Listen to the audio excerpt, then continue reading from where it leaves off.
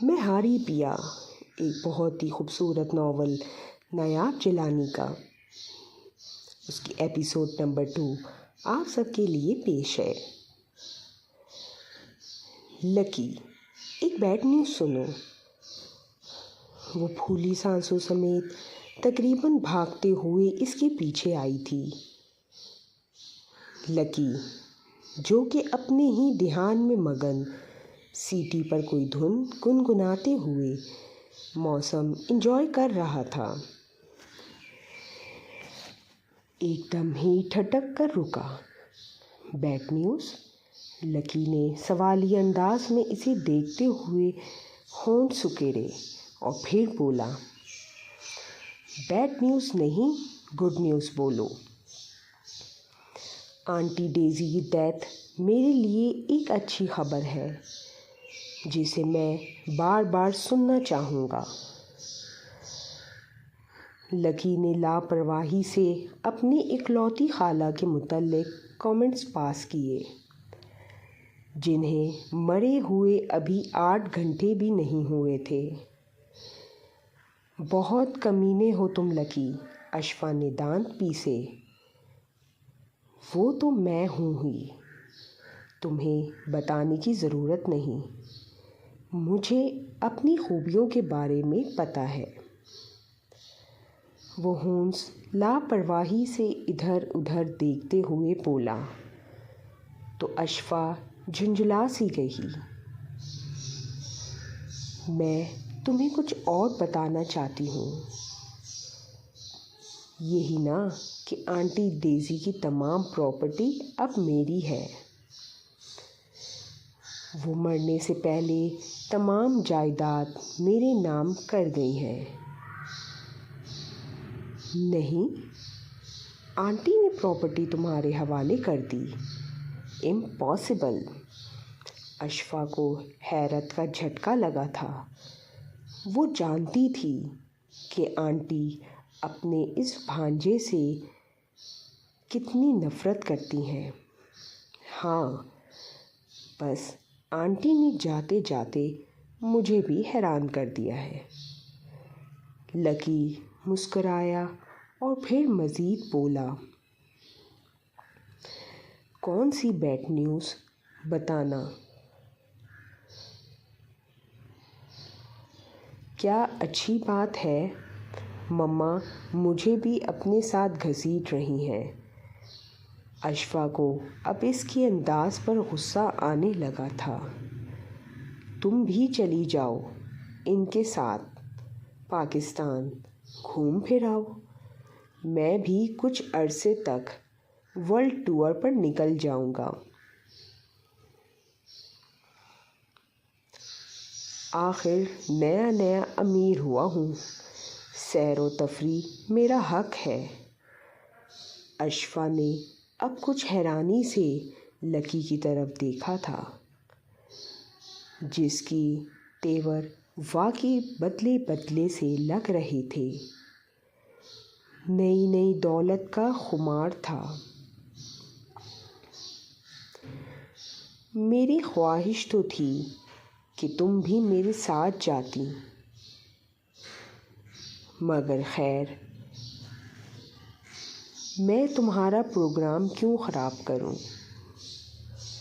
तुम्हारी मामा तो वैसे भी मुझे पसंद नहीं करती। अशफा जान गई थी कि अब वो सिर्फ दामन बचाने के लिए बहाने कर रहा है। जब इसे जॉब की ज़रूरत थी, तब वो पापा के होटल में डिश वॉशिंग के लिए भी तैयार था। और ये अशफा ही थी जिसने पापा को बमुश्किल मनाकर इसे कदरे बेहतर जॉब दिलाई। अशफा को एकदम ही इससे घिन महसूस हुई थी। 3rd क्लास पाकिस्तानी, अशफा ने ज़ेरे लब बड़बड़ा कर कहा। आंटी डेज़ी की मेहरबानी से लकी को ग्रीन कार्ड तो मिल ही चुका था। अब वो किसी नेशनैलिटी होल्डर लड़की की तलाश में था ताकि तमाम पेपर्स क्लियर करवा सके। अशफा इस लिहाज से इसे काफ़ी पसंद आई थी क्योंकि ना सिर्फ वो बेहद हसीन थी बल्कि दौलतमंद भी थी।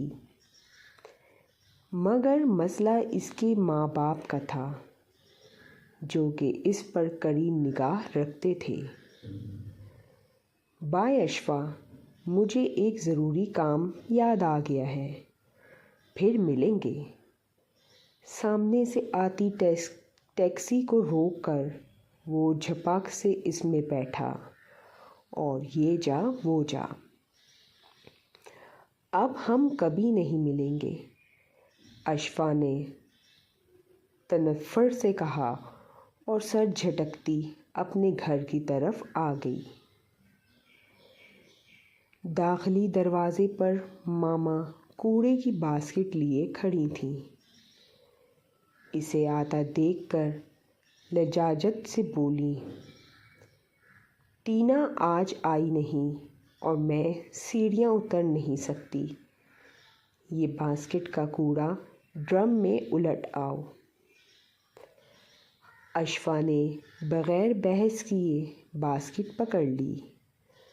ड्रम के करीब आकर इसने ढक्कन उठाया और गोया लकी की नाम निहाद दोस्ती को भी इसी ड्रम में दफना कर चली आई।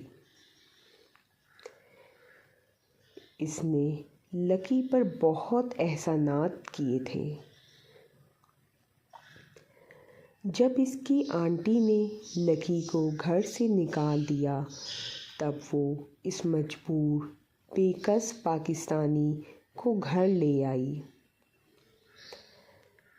पापा की मिन्नत समाजत करके जॉब दिलवाई। 3-4 माह तक इसके तमाम अखराजात इसने अपने ज़िम्मे ले लिए। इसे लकी पर तरस आ गया था। जब वो इसी कूड़े के ड्रम के पास रखे सुर्ख बेंच पर लेटा आवाज़ बुलंद अपनी किस्मत को रोते हुए कोस रहा था। लकी ने अपनी मजबूरियों की ऐसी दास्तान सुनाई कि अशफा का दिल पसीज गया। वो लकी में इंटरेस्टेड नहीं थी, वो तो सिर्फ इससे हमदर्दी कर रही थी। मगर मामा न जाने क्या समझी। उन्होंने लकी को घर से निकाल दिया था। इन्हें ये खौफ था कि इनकी सर फिरी बेटी कहीं इस निकम्मे लड़के से शादी करने का फ़ैसला न करे।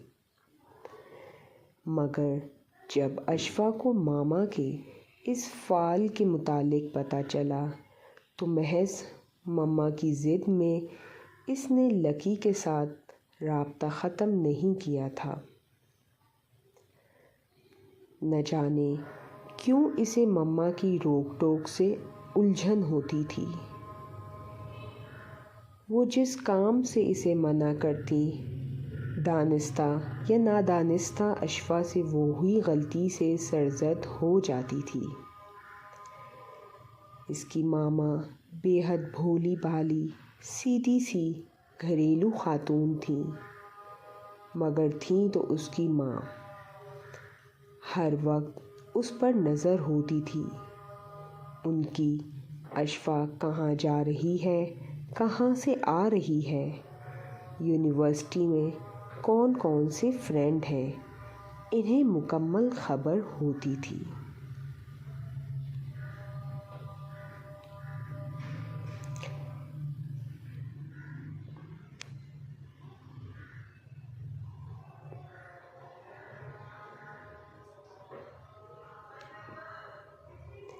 मेहारी पिया की एपिसोड नंबर 3 जल्द चैनल पे अपलोड की जाएगी।